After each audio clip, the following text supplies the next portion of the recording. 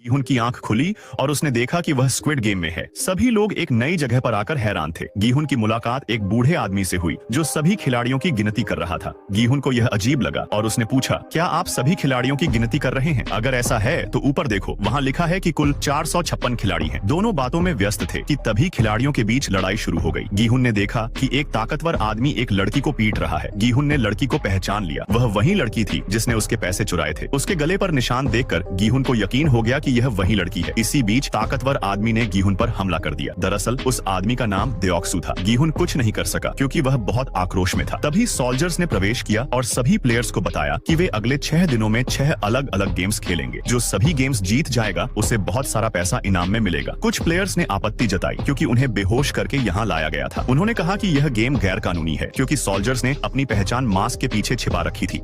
Soldiers ने सफाई दी, लेकिन जब बात नहीं बनी तो प्लेयर्स के काले चिट्ठे खोले गए। दरअसल सभी प्लेयर्स ने बाहर इतना कर्ज ले रखा था कि वे कभी चुका नहीं सकते थे। सभी प्लेयर्स ने एक समझौते पर हस्ताक्षर किए जिसमें उन्होंने गेम्स में भाग लेने की सहमति दी। थोड़ी देर बाद गेम शुरू होने वाला था। सभी प्लेयर्स को गेम हॉल में ले जाया गया। सबसे पहले प्लेयर्स की फोटो खींची गई क्योंकि यह उनकी प्रोफाइल के लिए जरूरी थी। प्लेयर्स बहुत खुश थे क्योंकि वह गेम की असलियत से अनजान थे। फ्रंटमैन ने एक बटन दबाया और प्लेग्राउंड का दरवाजा खुल गया। सभी प्लेयर्स आगे बढ़ने लगे। इसी बीच गीहुन ने सांगू को पहचान लिया। दरअसल दोनों बचपन के दोस्त थे, लेकिन सांगू ने गीहुन को नजरअंदाज कर दिया और वहां से चला गया। प्लेयर्स को एक सफेद लाइन के पास बुलाया गया। सभी वहां खड़ी एक विशाल गुड़िया को देखकर हैरान थे। अनाउंसमेंट हुआ, आज हम रेड लाइट ग्रीन लाइट खेलेंगे। जब यह गुड़िया गाना गाएगी तो आपको आगे बढ़ना होगा। जब गाना बंद होगा और आप हिलते हुए पाए गए तो आपको गेम से एलिमिनेट कर दिया जाएगा। प्लेयर्स को यह मजाक लगा और उन्होंने नियम ठीक से नहीं समझे। एक लड़के ने लापरवाही दिखाई और उसे तुरंत एलिमिनेट कर दिया गया। किसी को समझ नहीं आया कि हुआ क्या है। एक लड़के ने खून देखा और भागने की कोशिश की, लेकिन उसे भी मार दिया गया। अब खिलाड़ियों को समझ आ गया कि एलिमिनेट का मतलब मौत है। जितने लोगों ने डरकर भागने की कोशिश की, सब एक एक करके मारे जा रहे थे। गीहुन को इसी बीच धक्का लगा और वह जमीन पर गिर पड़ा। अब प्लेग्राउंड में मुर्दों की संख्या अधिक हो गई थी। गेम दोबारा शुरू हुआ। एक खिलाड़ी की चाल अलग थी, मानो उसने यह गेम पहले खेला हो। सभी खिलाड़ी उसकी रणनीति दोहराने लगे। गीहुन अभी भी जमीन पर पड़ा था। सांगू ने उसे कहा, एक जगह रहोगे तो मार दिए जाओगे। वह गुड़िया मोशन सेंस करती है, इसलिए समय खत्म होने से पहले हमें लाइन पार करनी होगी। अगले मौके पर गीहुन ने हिम्मत दिखाई। इसी बीच बयोक अभी भी बदले की फिराक में थी। उसने देओक्सू के बाल पकड़े, लेकिन उसे नुकसान पहुंचाने के बजाय सिर्फ नीचे गिरा दिया। अब गीहुन का पैर एक खिलाड़ी ने पकड़ लिया। दरअसल वह मदद चाहता था, लेकिन अब इंसानियत दिखाने का समय खत्म हो चुका था। गीहुन ने ना चाहते हुए भी उसे वहीं छोड़ दिया। अब लगभग सभी खिलाड़ियों ने लाइन पार कर ली थी, लेकिन गीहुन अभी भी पीछे था। उसने जल्दबाजी की, लेकिन एक खिलाड़ी ने उसकी जान बचा ली।